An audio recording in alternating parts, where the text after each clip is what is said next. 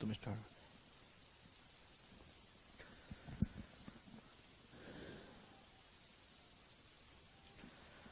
Hello friends, रविंद्राज IAS के online platform रविंद्राज 24/7 learning app पर आप सभी लोगों का स्वागत है। तो लास्ट क्लास में हम लोग आपके क्या देख रहे थे? ज्योग्राफी में आपके यूनिवर्स टॉपिक। अब नेक्स्ट हम आ जाते हैं, तो यूनिवर्स में नेक्स्ट आज हम समझते हैं कि हेवनली बॉडीज किसे कहते हैं, कौन कौन सी आपके हेवनली बॉडीज आपके ठीक होती हैं। इन हेवनली बॉडीज या खगोलीय पिंडों को हम आपके समझने की कोशिश करते हैं। तो आज का जो हमारा आपकी टॉपिक है हेवनली बॉडीज। हेवनली बॉडीज अर्थात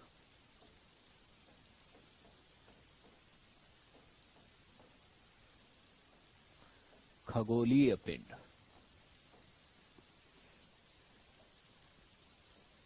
तो खगोलीय पिंड हम आपके कहते किसे हैं? सबसे पहले तो आपके उसका अर्थ समझें, ठीक? किसे कहते हैं?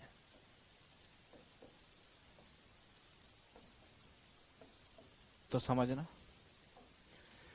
अर्थ से ऊपर, अर्थ से ऊपर अंतरिक्ष, अंतरिक्ष यानी कि स्पेस में, स्पेस में स्थित, स्पेस में स्थित प्रत्येक बॉडी, प्रत्येक बॉडी। तो हेवनली बॉडी आपकी होती क्या है? अर्थ से ऊपर अंतरिक्ष में स्थित प्रत्येक बॉडी को हम कहते हैं हेवनली बॉडी या खगोलीय पिंड, ठीक है। मेजर हेवनली बॉडीज की अगर हम आपके बात करें, मेजर हेवनली बॉडीज, प्रमुख खगोलीय पिंडों की अगर हम आपकी बात करें, तो मेजर हेवनली बॉडीज में अब हम आपके देखेंगे क्या? स्टार्स, तारे, stars, Galaxy, Galaxy, solar system, solar solar system, planets, planets, dwarf planets, dwarf planets, satellites, satellites, asteroids, asteroids, ठीक, कॉमेट्स, कॉमेट्स, इसके अलावा meteors and meteoroids, meteors and meteoroids. तो ये आपके इतनी आपके हेवनली बॉडीज को हम आपके समझने का प्रयास करेंगे।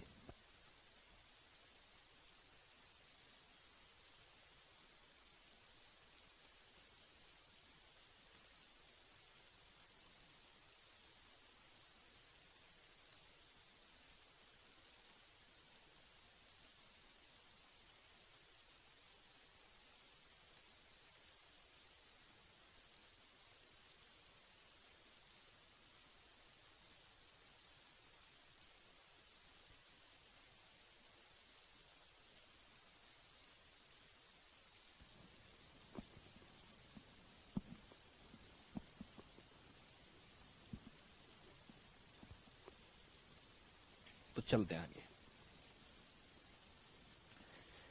तो ये आपने देखी हेवनली बॉडीज यानी कि आपके खगोलीय पिंड। तो खगोलीय पिंड हम आपके कहते किसे हैं? सबसे पहले तो हमने ये देखा। और मेजर आपके हेवनली बॉडीज आपके होती कौन सी? मेजर हेवनली बॉडीज आपके होती कौन सी हैं? Is it clear to everyone? सभी लोगों को क्लियर हुआ है?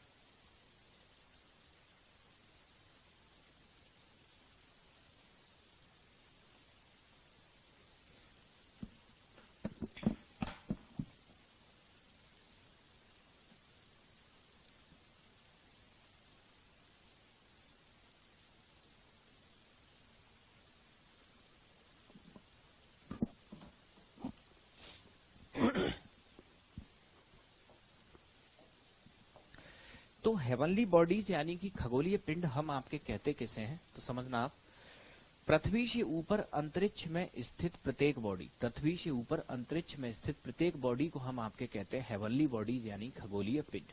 खगोलीय पिंड की अगर हम आपके बात करें तो stars, galaxy, solar system, planets, dwarf planets, satellite, asteroids, comets, meteors and meteoroids, इतनी सारी हेवनली बॉडीज को हम रीड करने वाले हैं।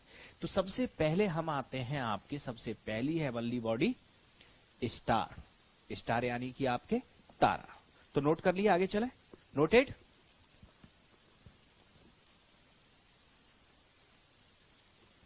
समझना, तो सबसे पहले हम आपके समझते हैं स्टार यानी कि आपके तारा हम कहते कैसे हैं। स्टार यानी कि तारा, ठीक।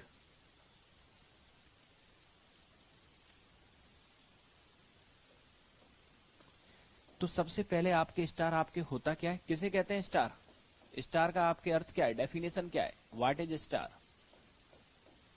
स्टार क्या है, किसे कहते हैं हम स्टार। तो स्टार में याद रखना, heavenly body having its on light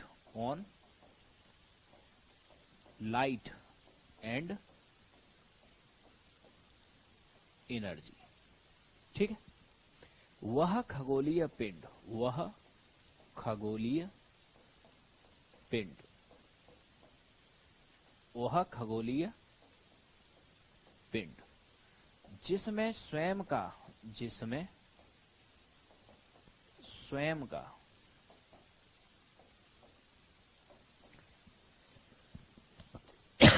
प्रकाश एवं ऊर्जा हो, प्रकाश एवं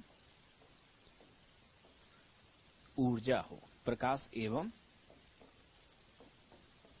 ऊर्जा हो। किसी भी स्टार का अगर हम आपके कंपोजिशन संगठन देखें तो संगठन में आपके हाइड्रोजन ये मैक्सिमम होता है स्टार में, plus helium, plus other gases, plus कुछ मात्रा में आपके डस्ट पार्टिकल्स। इसके बाद में आपके किसी भी स्टार के अंदर अगर हम आपके source of energy, source of energy, ऊर्जा का स्रोत देखें, ऊर्जा का स्रोत, तो किसी भी स्टार में सोर्स ऑफ एनर्जी यानी कि ऊर्जा का जो स्रोत आपके होता है वो होता है न्यूक्लियर फ्यूजन। क्या होता है, न्यूक्लियर फ्यूजन। न्यूक्लियर फ्यूजन यानी कि आपके नाभिकीय संलयन, नाभिकीय संलयन, ठीक है। न्यूक्लियर फ्यूजन आपकी एक कैसी प्रोसेस होती है, एक ऐसी प्रोसेस जिसमें आपके हाइड्रोजन के आपके दो स्मॉल नाभिक जुड़कर आपके एक बड़ा नाभिक बनाएंगे हीलियम का, और साथ में आपके रिलीज करेंगे एनर्जी। तो इसको नोट करो सबसे पहले तो,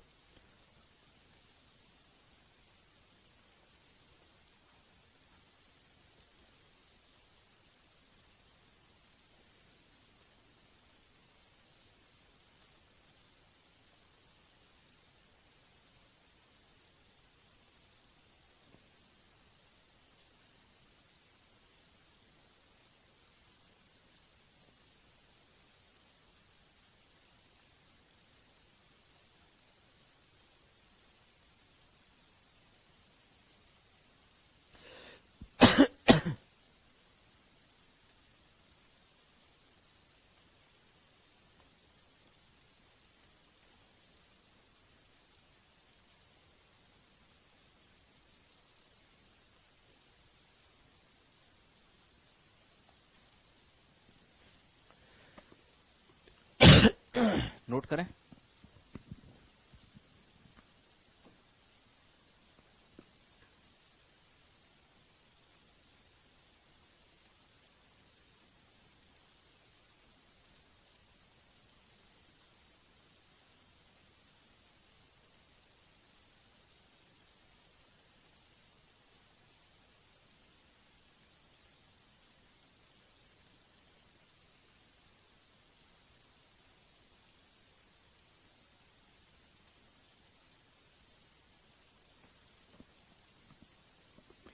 चलो समझना फर्स्ट स्लाइड।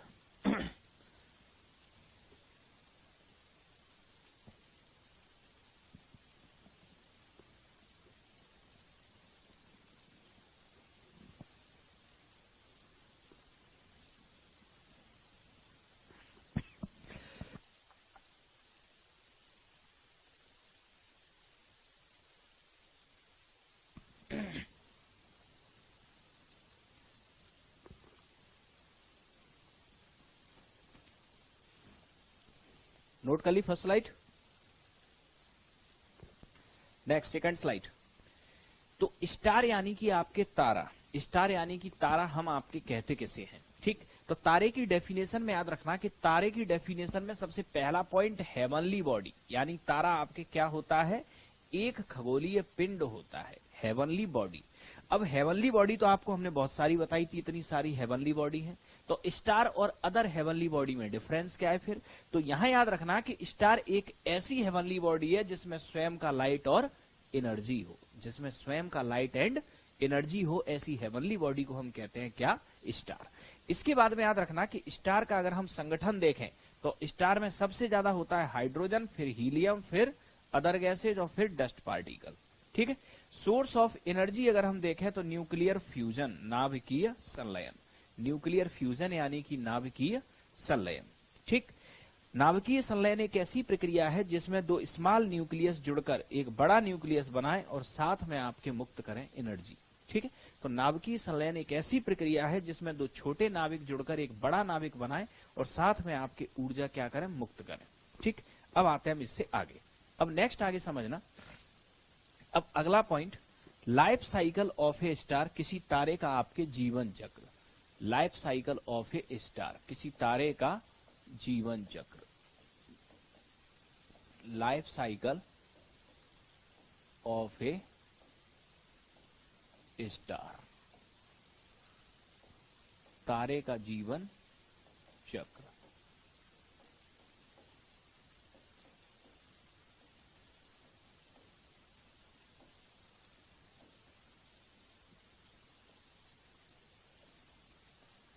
तो किसी तारे के जीवन चक्र की अगर हम आपके बात करें तो किसी भी तारे का लाइफ साइकिल वो है, वो 5 स्टेज में डिवाइड होता है। Stage 1 proto star, proto star, ठीक। प्रोटो स्टार आपकी वह अवस्था होती है जहां किसी तारे में आपके न्यूक्लियर फ्यूजन, न्यूक्लियर फ्यूजन क्या होता है, स्टार्ट, न्यूक्लियर फ्यूजन स्टार्ट हो जाता है, हो जाता है, ठीक है। जब किसी तारे में न्यूक्लियर फ्यूजन आपके स्टार्ट हो जाए तो ये स्टेज आपके कहलाती है क्या, प्रोटो स्टार। या दूसरे और शब्दों में अगर हम आपके देखें, ठीक है, और शब्दों में हम आपके देखें प्रोटो स्टार, या इसको हम एम्ब्रियो स्टार भी आपके कहते हैं। अब दूसरा, न्यूक्लियर फ्यूजन स्टार्ट होगा तभी आपके क्या होगा, न्यूक्लियर फ्यूजन स्टार्ट होगा तभी आपके हाइड्रोजन किस में कन्वर्ट होगी, helium plus energy, helium plus energy.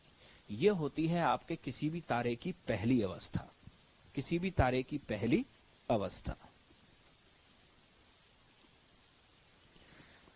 Star बनने से पहले क्या होता है, अब ये जो आपने क्वेश्चन पूछा, अब ये समझना, ये जो हमारी गैलेक्सी है, ये जो हमारी गैलेक्सी है, गैलेक्सी में गैसेज और डस्ट ये फैली हुई है और ये सब आपके क्या कर रही हैं, घूम रही हैं, घूर्णन कर रही हैं। घूमने के कारण आपके ये डस्ट और गैस जब ये आपस में टकराएगी तो आपके इनके कोलाइजन से और इनकी जो काइनेटिक एनर्जी जो हीट में कन्वर्ट होगी, ये इतनी हीट कन्वर्ट होगी आपके कि यहाँ गैसों के अंदर आपकी कौन सी प्रोसेस शुरू हो जाएगी, न्यूक्लियर फ्यूजन, यानी कि हाइड्रोजन आपके हीलियम में कन्वर्ट होना शुरू होगा। और जैसे ही हाइड्रोजन हीलियम में कन्वर्ट होना शुरू हुआ या जिस जिस जगह पर हुआ, ठीक, तो वहां आपके किसका निर्माण हो जाएगा, स्टार का। किसका निर्माण हो जाएगा, स्टार यानी कि आपके तारे का, ठीक है। अब हम आते हैं इससे आगे। तो आपके बेसिकली स्टार बनने से पहले ये क्लाउड्स हैं, गैसों के और धूलों के, गैस और धूल के क्लाउड्स हैं जो आपके क्या कर रहे हैं, रिवॉल्व कर रहे हैं। और यही रिवॉल्व करते करते जब टकराएंगे, फ्रिक्शन होगा, काइनेटिक एनर्जी हीट में कन्वर्ट होगी, कोलॉइड करेंगे एक दूसरे से, तो यही इतनी हीट हो जाएगी कि यहाँ आपके न्यूक्लियर फ्यूजन आपके इस हीट की वजह से स्टार्ट हो जाएगा। ठीक है, अब आते हैं हम इसके बाद आगे। अब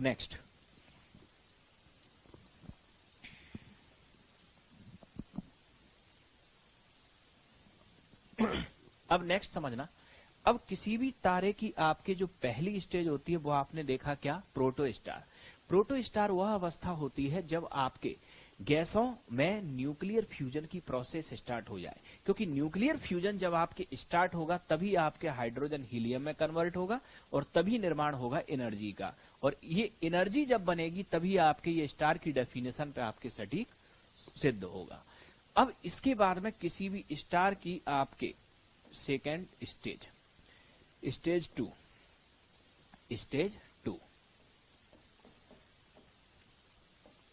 किसी भी स्टार की जो स्टेज 2 होती है, इस स्टेज को हम आपके कहते हैं red giant star. Red giant star, रक्त दानव तारा, रक्त दानव तारा, रक्त दानव तारा। इस स्टेज में आपके होता क्या है, स्टार बिकम रेडिश, तारा लाल रंग का दिखने लगता है, तारा लाल रंग का दिखता है। इस स्टेज में आपके क्या होता है, तारा लाल रंग का दिखता है। अब क्यों दिखता है लाल रंग का, कोई तो आपके रीजन होगा। ठीक, ये समझना, इसको पहले नोट करो। रेड जाइंट स्टार,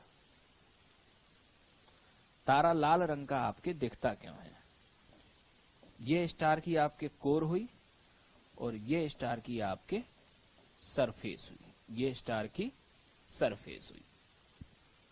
ठीक, तो सेकंड स्टेज आपके रेड जाइंट स्टार यानी कि रक्त दानव तारा, रक्त दानव तारा।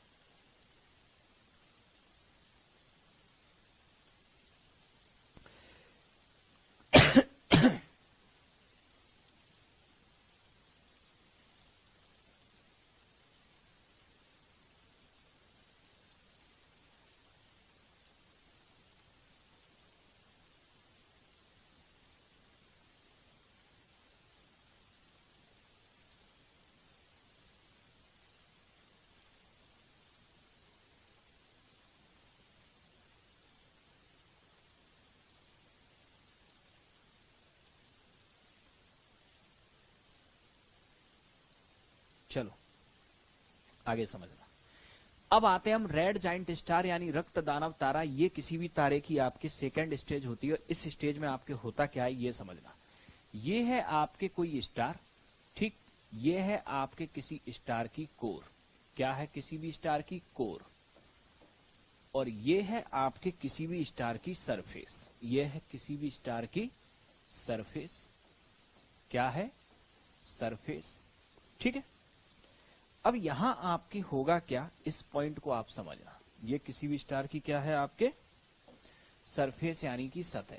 एक तो आपके सरफेस हो गई और एक हो गई स्टार की आपके कोर। ठीक, अब सिस्टम आपके क्या होगा कि यहां आपके सरफेस पर आपके न्यूक्लियर फ्यूजन,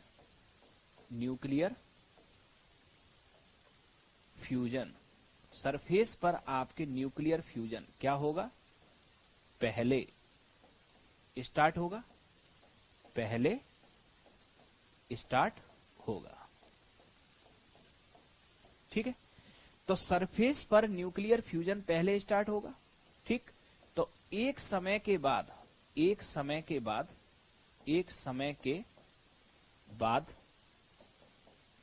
सरफेस पर हाइड्रोजन, सरफेस पर हाइड्रोजन कम होने लगेगा। सरफेस पर हाइड्रोजन क्या होगा? कम होने लगेगा, कम होने लगेगा। अब इस समय आपकी अगर सरफेस पर हाइड्रोजन कम होगा तो हाइड्रोजन के कम होने से आपके जो न्यूक्लियर फ्यूजन की जो प्रोसेस है, ठीक, ये कम होने लगेगी। ये प्रोसेस अगर आपके कम होने लगी तो टेम्परेचर आपके क्या होना लगेगा? कम होने लगेगा। ठीक, अब आते हैं हम कोर पर। कोर पर आए, ठीक। अब कोर की अगर हम बात करें तो ठीक इस टाइम, किस टाइम? जब आपके सरफेस पर हाइड्रोजन इसी समय किस समय? जब सरफेस पर आपके जो हाइड्रोजन होगा वो कम होने लगेगा। इस समय होगा क्या कि कोर में सरफेस के मुकाबले, सरफेस के कंपेयर में, सरफेस के कंपैरिजन में ज्यादा हाइड्रोजन होगा, ज्यादा हाइड्रोजन होगा। ठीक है, तो यहां आपके क्या होगा? न्यूक्लियर फ्यूजन ज्यादा होगा, न्यूक्लियर फ्यूजन ज्यादा होगा। और यहां कोर का जो आपके टेम्परेचर होगा वो क्या होगा? ज्यादा होगा। तो आप देखेंगे कोर का टेम्परेचर ज्यादा और सरफेस का टेम्परेचर कम। तो यहां आपके होगा क्या कि जब कोर का टेम्परेचर ज्यादा होगा तो इस ज्यादा टेम्परेचर के कारण ये जो कोर होगी बिकम रेडिस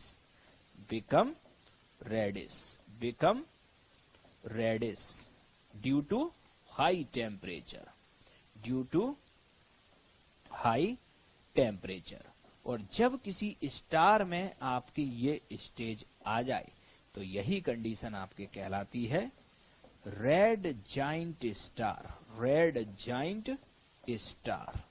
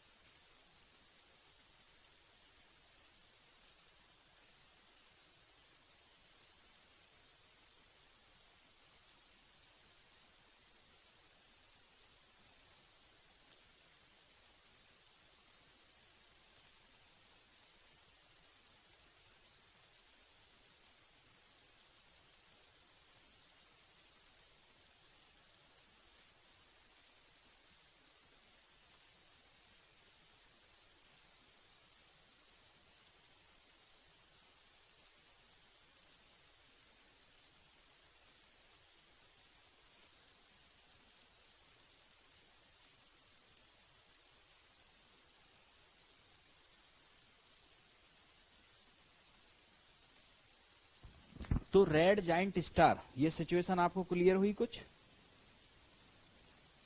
तो रेड जाइंट स्टार इस सिचुएशन में आपके हो क्या रहा है? रेड जाइंट स्टार इस सिचुएशन में होगा क्या कि ये है आपके किसी स्टार की आपके कोर जो अंदर वाला है, और ये है आपके सरफेस।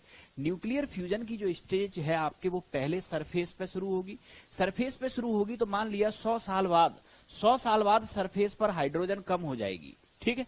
सरफेस पर हाइड्रोजन कम होने से न्यूक्लियर फ्यूजन कम होगा और टेम्परेचर कम होगा। वहीं आपके ठीक 100 साल बाद कोर की जो हाइड्रोजन होगी वो सरफेस से ज्यादा होगी। इस वजह से न्यूक्लियर फ्यूजन कोर में ज्यादा होगा और टेम्परेचर आपके ज्यादा होगा। अब सिचुएशन कैसी होगी? आप रोटी बनाने वाला जो तवा होता है उसे आप गैस पे या हीटर पे आप या चूल्हे पर रख दो, और काफी देर तक जब वो गर्म होता रहेगा, जब उसका कोर का टेम्परेचर बढ़ेगा तो वो तवा आपको बीच में से लाल दिखने लगेगा।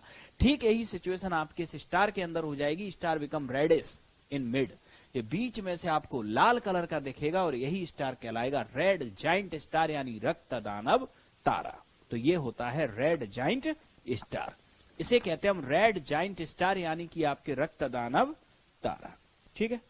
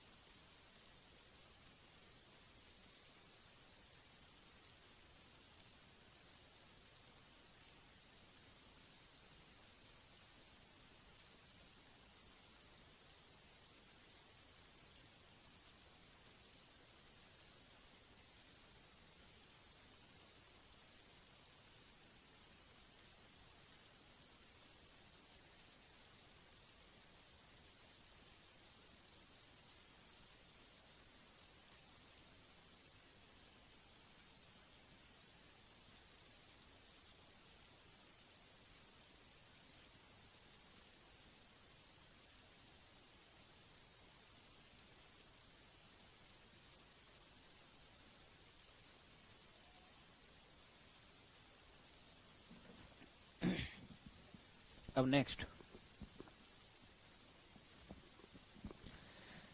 अब इसके बाद में नेक्स्ट, अब तीसरी स्टेज समझना, स्टेज थर्ड। किसी भी स्टार की आपके जो स्टेज थर्ड है, स्टेज थर्ड, स्टेज थर्ड को हम आपके कहते हैं क्या? Supernova explosion. क्या कहते हैं इसे हम? Supernova explosion. यानी कि स्टेज थर्ड किसी भी स्टार की आपके कहलाती है सुपरनोवा विस्फोट, सुपरनोवा विस्फोट। अब सुपरनोवा विस्फोट में आपके होता क्या है ये समझ लो, ठीक है। आपको पता है न्यूक्लियर फ्यूजन, कौन सी प्रोसेस हो रही है? Nuclear fusion. न्यूक्लियर फ्यूजन में आपके जो लाइट एलिमेंट्स होते हैं, या जो आपके लाइट एलिमेंट हैं, लाइट एलिमेंट्स, ये आपके किस में कन्वर्ट होते हैं? हैवी एलिमेंट में। किस में आपके कन्वर्ट हो रहे हैं? हैवी एलिमेंट में। हैवी एलिमेंट्स में। ठीक है, अब यहां आपके कैसे आपके ये कन्वर्ट हो रहे हैं ये समझ लेना। हाइड्रोजन आपके ये कन्वर्ट होती है किसमें? हीलियम में। हीलियम आपके आगे चल के कन्वर्ट होगी कार्बन में। कार्बन आगे चल के और ज्यादा हैवी एलिमेंट्स में आपके कन्वर्ट होगा, हैवी एलिमेंट में आपके कन्वर्ट होगा। अब यहां आप देख क्या रहे हैं, hydrogen atomic mass 1, helium atomic mass 4, helium का एटॉमिक मास 4, कार्बन का एटॉमिक मास 12। जैसे जैसे आपके ये प्रोसेस आगे बढ़ेगी, जैसे जैसे प्रोसेस आगे बढ़ेगी, वैसे वैसे आपके ठीक होगा क्या, वैसे वैसे आपके स्टार का जो आपके मास होगा, स्टार का मास, वैसे वैसे स्टार का आपके मास बढ़ेगा। एक समय के बाद न्यूक्लियर फ्यूजन जैसे जैसे होगा स्टार का मास बढ़ेगा। स्टार का अगर मास बढ़ा तो आपके होता क्या है, डेंसिटी इक्वल टू आपके होता है मास upon volume, mass upon volume. अब आपके अगर ये मास आपके बढ़ा, क्या बढ़ा, मास बढ़ा, तो ये मास बढ़ा देगा किसको, डेंसिटी को बढ़ा देगा। अब अगला एक फॉर्मूला याद रखना कि density is directly proportional to explosion. अगर डेंसिटी आपके बहुत ज्यादा हो जाए, डेंसिटी अगर आपके बहुत ज्यादा हो जाए तो हाई डेंसिटी की वजह से आपके हो सकता है क्या, एक्सप्लोजन, यानी कि आपके विस्फोट। हाई डेंसिटी की वजह से आपके क्या हो सकता है, एक्सप्लोजन, यानी कि आपके विस्फोट। ठीक है, तो ये होता है आपके किसमें, सुपरनोवा एक्सप्लोजन में। सुपरनोवा एक्सप्लोजन यानी कि न्यूक्लियर फ्यूजन की प्रोसेस के दौरान आपके लाइट एलिमेंट आपके हैवी एलिमेंट में कन्वर्ट होना शुरू होते हैं। तो जब लाइट एलिमेंट हैवी एलिमेंट में कन्वर्ट होंगे तो लाइक हाइड्रोजन हीलियम में हुआ, हीलियम आगे चल के कार्बन में होगा, कार्बन और ज्यादा हैवी एलिमेंट्स में होगा। इससे स्टार का मास बढ़ेगा, मास बढ़ेगा तो डेंसिटी बढ़ेगी, डेंसिटी बढ़ेगी तो आपके एक्सप्लोजन की संभावनाएं बढ़ेंगी, और यही आपके यहाँ स्टार में आपके क्या हो जाएगा, विस्फोट हो जाएगा, और यही विस्फोट आपके कहलाएगा सुपरनोवा एक्सप्लोजन। यही विस्फोट आपके कहलाएगा सुपरनोवा एक्सप्लोजन। स्टार में विस्फोट, स्टार में विस्फोट हो जाएगा, हो जाएगा, स्टार में विस्फोट हो जाएगा। नोट करो जल्दी से फटाफट से। लाल दाना बनेगा, साइज घटता जाएगा।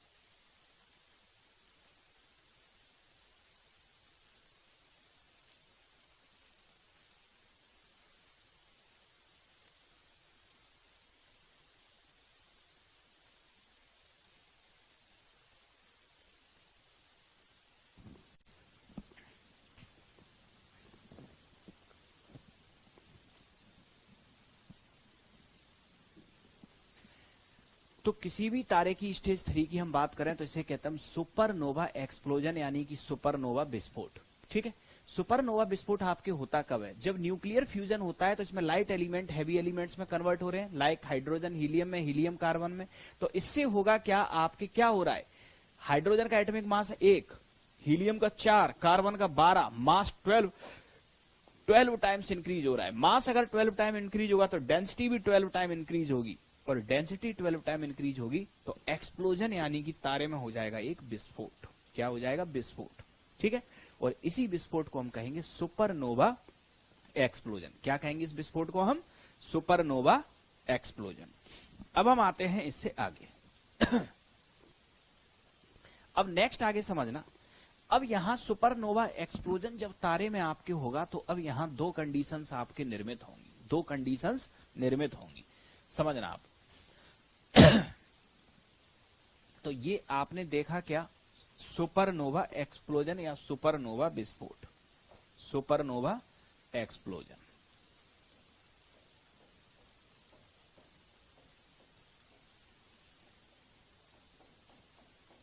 ये आपके हो गया। अब सुपरनोवा एक्सप्लोजन के बाद, ठीक, सुपरनोवा एक्सप्लोजन के बाद किसी भी तारे का भविष्य, तारे का भविष्य उसके द्रव्यमान पर निर्भर करेगा, उसके द्रव्यमान पर निर्भर, द्रव्यमान पर निर्भर। सुपरनोवा एक्सप्लोजन के बाद, ठीक, future of star, future of star depend on it mass, depend on its mass. किसी भी तारे का आपके भविष्य किसके ऊपर डिपेंड करेगा? उसके मास के ऊपर आपके डिपेंड करेगा। ठीक है, अब यहां दो कंडीशन आपके होंगी। कितनी कंडीशन? दो कंडीशन। ठीक, मास of star, mass of star is greater than 1.4 ms, is greater than 1.4 ms। किसी तारे का द्रव्यमान 1.4 ms से ज्यादा है, या मास of star, mass of star is less than 1.4 ms। ठीक, अब यहां आपके ये जो 1.4 ms है, 1.4 ms, इस 1.4 ms को हम आपके कहते हैं क्या? Chandrashekhar limit, Chandrashekhar limit. ये चंद्रशेखर लिमिट दी थी आपके किसने? ये दी थी किसने? By Indian scientist C Chandrasekhar, Indian scientist C Chandrasekhar, इन्होंने आपके दी थी। ठीक, जब ये ब्लैक होल की स्टडी कर रहे थे तब, ब्लैक होल की स्टडी करते टाइम कब दी थी ये लिमिट? ब्लैक होल, या ब्लैक होल की स्टडी करते समय, ब्लैक होल की स्टडी करते समय, स्टडी करते समय। अब दूसरा क्वेश्चन आपके ये आया कि 1.4 ms तो चंद्रशेखर लिमिट हो गई, इस ms का क्या मतलब है? ms का आपके जो यहां मतलब है वो है मास ऑफ सन, अर्थात हमारे सूर्य का द्रव्यमान, हमारे सूर्य का द्रव्यमान, हमारे सूर्य का द्रव्यमान। इसे नोट करो, अब यहां से समझेंगे। अब स्टार आपकी एक इंटरेस्टिंग मूड में, अब आपके कोई स्टार अब यहां से होगा।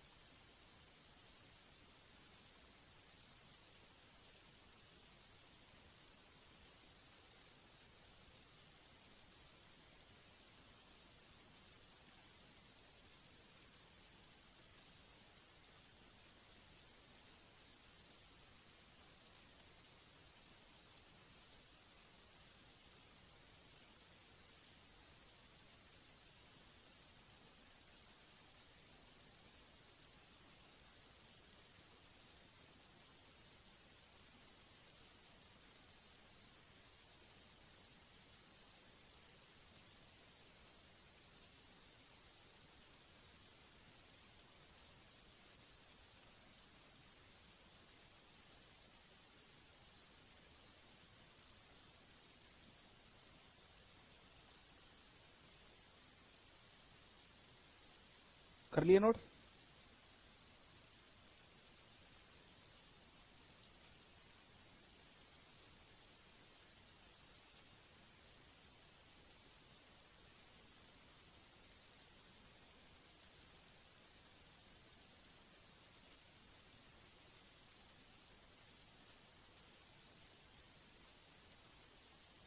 चलो नेक्स्ट।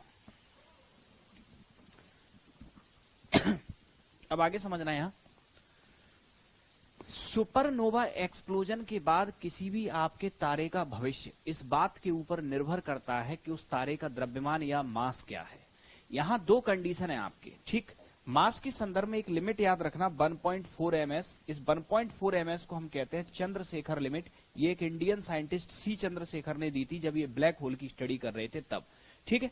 इन्होंने कहा कि किसी तारे का मास 1.4 ms से ज्यादा है तभी वह तारा ब्लैक होल बन सकता है, ठीक है। किसी तारे का द्रव्यमान अगर 1.4 ms से ज्यादा है तभी वह तारा आपके ब्लैक होल बन सकता है, ठीक। और ms का मतलब आपके होता है यहाँ मास ऑफ सन, यानी हमारे सूर्य का द्रव्यमान।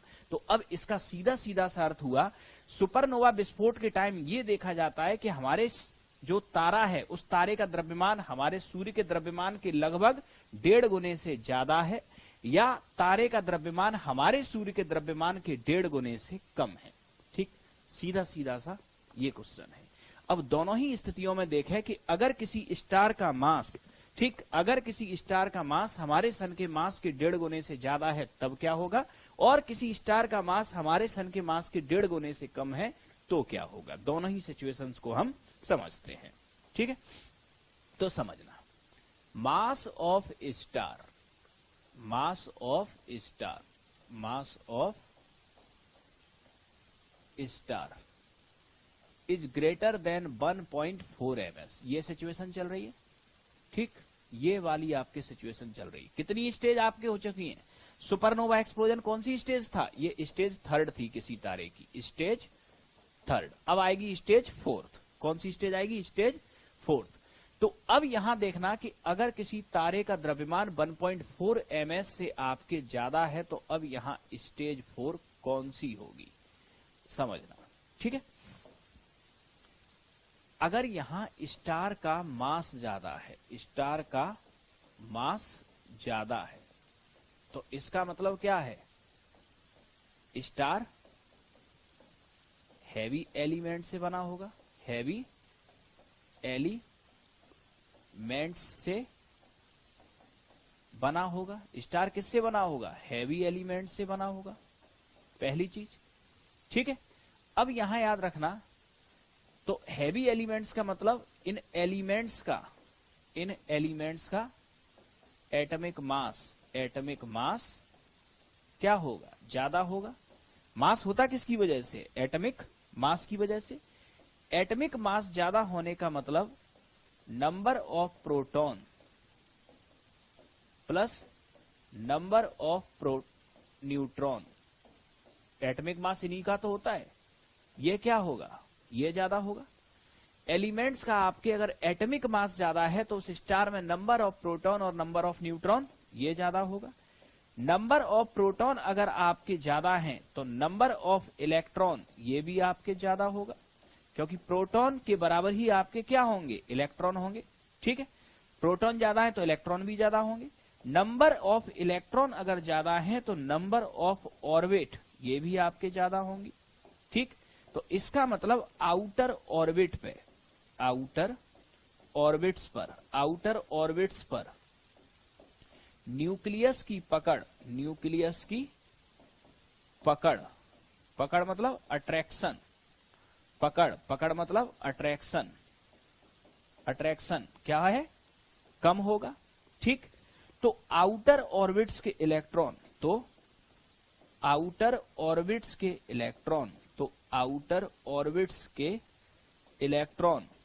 इलेक्ट्रॉन ऑर्बिट से क्विट करने लगेंगे, ऑर्बिट से बाहर निकलने लगेंगे, ऑर्बिट से क्विट करने लगेंगे। जब किसी आपके स्टार में ये स्टेज आ जाए तो इसी स्टेज को हम कहते हैं न्यूट्रॉन और पल्सर स्टार, न्यूट्रॉन और पल्सर स्टार, ये होती है आपके किसी तारे की स्टेज 4। न्यूट्रॉन और पल्सर स्टार, न्यूट्रॉन और पल्सर स्टार, न्यूट्रॉन और पल्सर स्टार। किस सिचुएशन में, किस सिचुएशन में आपके न्यूट्रॉन और पल्सर स्टार? जब क्या हो, मास of star is greater than 1.4 ms। ये सिचुएशन में आपके होगा क्या, किसी आपके स्टार के अंदर जो आपके एलिमेंट्स हैं वो आपके हैवी एलिमेंट्स हैं, आउटर मोस्ट ऑर्बिट के जो इलेक्ट्रॉन हैं ये आपके क्या होने लगे, क्विट होने लगे। ये सिचुएशन आपकी कहलाएगी न्यूट्रॉन या पल्सर स्टार। ठीक है,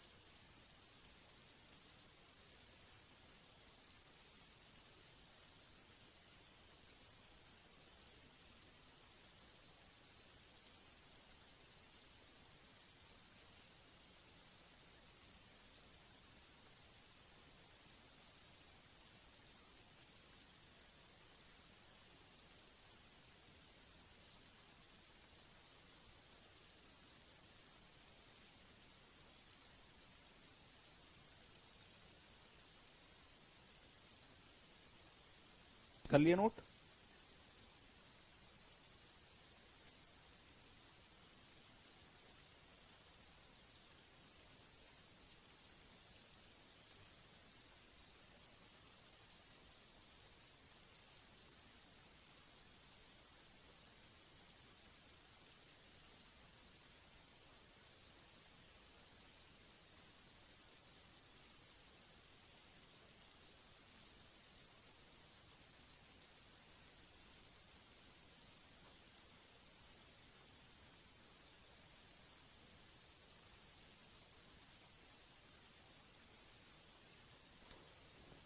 चलो, तो नेक्स्ट अब आपने यहां देखा क्या कि इस सिचुएशन में आपके, ठीक है, इस सिचुएशन में आपके क्या होगा। अब आते हैं हम इससे आगे।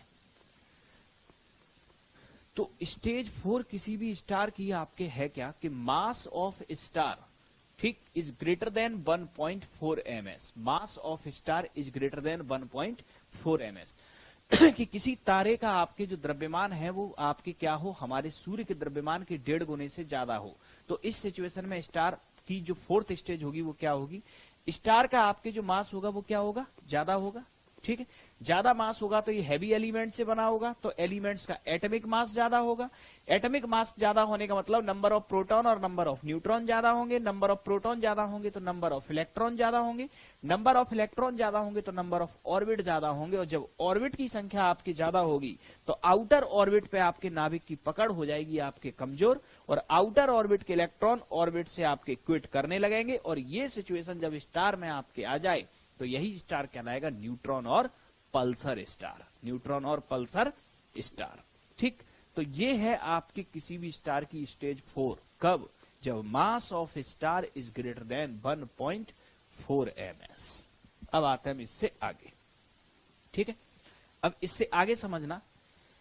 अब स्टेज 5, जब मास of star is greater than 1.4 ms। Mass of star is greater than 1.4 ms। अब इस सिचुएशन में अब हम आपके समझते हैं किसी भी तारे की स्टेज 5। स्टेज 5 अब देखना क्या होगा। अब आपने देखा 1 2 3 4 5, ठीक है। हमने आपको बताया कि आपके न्यूट्रॉन या पल्सर स्टार में इलेक्ट्रॉन क्या करने लगेंगे, क्विट करने लगेंगे, ठीक है। 1 2 3 4 5, मान लिया इसमें 5 ऑर्बिट है। अगर आपके इस 5वीं ऑर्बिट के सभी इलेक्ट्रॉन क्विट कर जाएं, 5वीं ऑर्बिट के सभी इलेक्ट्रॉन क्विट कर जाएं, तो ये 5वीं ऑर्बिट खत्म हो जाएगी। रह गई अब आपके कितनी, 4, 1 2 3 4। अब अगर इस चौथी ऑर्बिट के आपके इलेक्ट्रॉन, ये सारे के सारे इलेक्ट्रॉन अगर क्विट कर जाएं, तो अब आपके कितनी रह गई, 3। इसमें कितनी ऑर्बिट थी, 5। इसमें कितनी है, 1 2 3, इसमें 4। अब चौथी के भी आपके अगर क्विट कर जाएं, तो अब आपकी कितनी रह गई, 1 2 3, ठीक। कितनी ऑर्बिट, 1 2 3, ये आपके। अब अगर तीसरी के भी आपके क्विट कर जाएं, तो अब आपके कितनी रह गई, 2, ठीक। 1 और 2, ये सिचुएशन आपकी हो गई। अब आप देख क्या रहे हो, किसी भी स्टार की 5वीं स्टेज में होगा क्या कि अगर इलेक्ट्रॉन ऑर्बिट को छोड़ रहा है तो ऑर्बिट की संख्या आपके क्या होती जा रही है, धीरे धीरे कम होती जा रही है। ऑर्बिट की संख्या आपके धीरे धीरे आपके क्या होती जाएगी, ये कम होती जाएगी, ठीक है। ऑर्बिट की संख्या आपके धीरे धीरे क्या होती जाएगी, कम होती जाएगी। अब नेक्स्ट यहां आगे समझना, अब यहां आपके क्या सिचुएशन होगी। अब ऑर्बिट की संख्या जब आपके ये धीरे धीरे आपके ये कम होती जाएगी, तो यहां आपकी सिचुएशन अब आपके क्या होगी ये समझना, ठीक है। क्या सिचुएशन होगी, धीरे धीरे आपके डेंसिटी इज इक्वल टू क्या होता है, density is equal to mass upon volume, mass upon volume. जब आप यहां से यहां आओगे, कहां से कहां जाओगे, यहां से यहां, यहां से यहां आने पर मास क्या हो रहा है, मास रहेगा कांस्टेंट। क्यों रहेगा, क्योंकि मास होता है न्यूट्रॉन प्लस प्रोटॉन का मास, और छूट रहे हैं इलेक्ट्रॉन, तो मास तो हुआ कांस्टेंट। लेकिन यहां से यहां आने पर ऑर्बिट की संख्या कम हो रही है, तो वॉल्यूम क्या हो गया, कम हो गया। वॉल्यूम के कम होने से डेंसिटी हो गई आपके ज्यादा। तो ये जो आपके स्टार है, स्टार एक हाईली डेंस बॉडी में कन्वर्ट हो जाएगा। स्टार एक हाईली डेंस बॉडी में कन्वर्ट हो जाएगा, हाईली डेंस बॉडी में कन्वर्ट हो जाएगा। स्टार एक हाईली डेंस बॉडी में कन्वर्ट हो जाएगा। ठीक, इसकी डेंसिटी इतनी होगी, इसकी डेंसिटी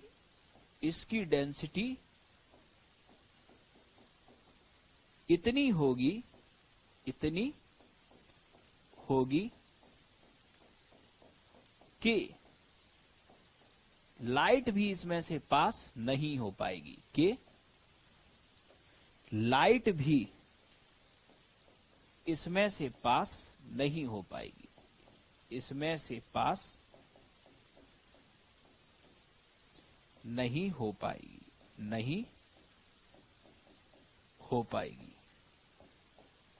और इसी हाईली डेंस बॉडी को हम आपके कहते हैं क्या? इसी हाईली डेंस बॉडी को हम आपके कहते हैं ब्लैक होल। तो किसी भी स्टार की जो आपके स्टेज 5 है, कब? जब मास of star is greater than 1.4 ms, किसी भी स्टार की स्टेज 5 होती है ब्लैक होल। तो ब्लैक होल हमेशा वही स्टार बनता है जिसका मास हमारे सूर्य के मास के 1.5 गुने से ज्यादा हो। तो ये आपने देखा स्टार की स्टेज 5 कब? जब मास of star is greater than 1.4 ms।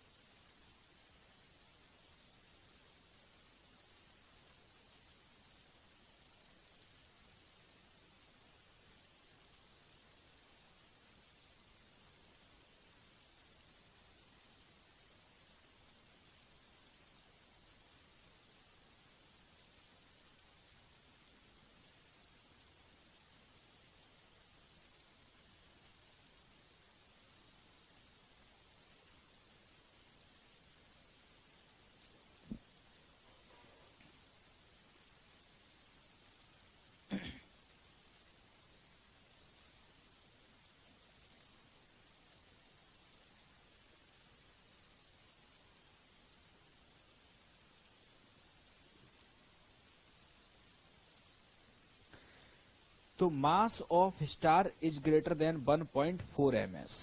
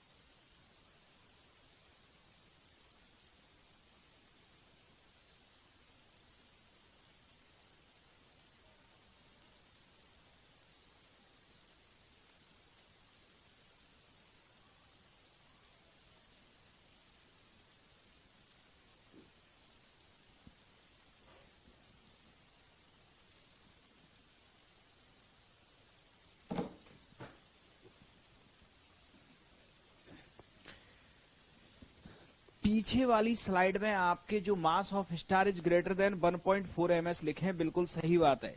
But पीछे वाली आपकी जो स्लाइड है वो है किसी स्टार की स्टेज 4।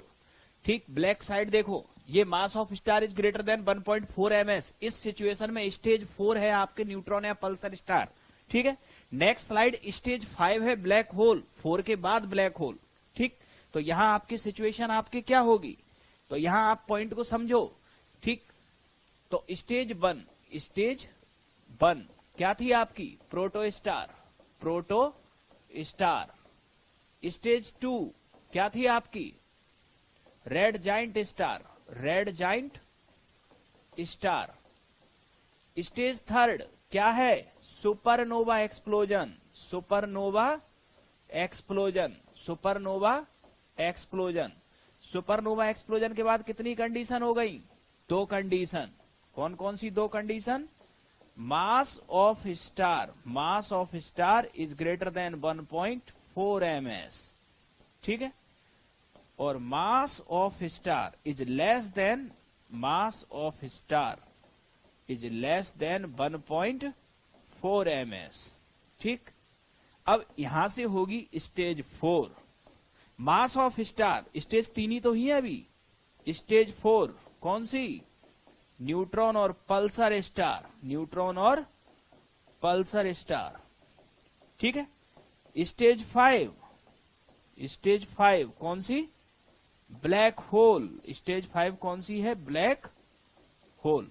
ठीक, यहां mass of star is less than 1.4 ms। यहां अब आपकी होगी stage 4, white dwarf, white dwarf, white dwarf, श्वेत बामन, श्वेत बामन। Stage 5, stage 5 black dwarf, black dwarf, काला बामन, काला बामन। ठीक, क्लियर हो रहा है सभी लोगों को, बिल्कुल अलग अलग स्टेज है आपके। 1.4 ms ग्रेटर देन और लेस देन, दोनों स्टेज आपके बिल्कुल अलग अलग हैं। डिफरेंशिएट करो दोनों स्टेज को बिल्कुल।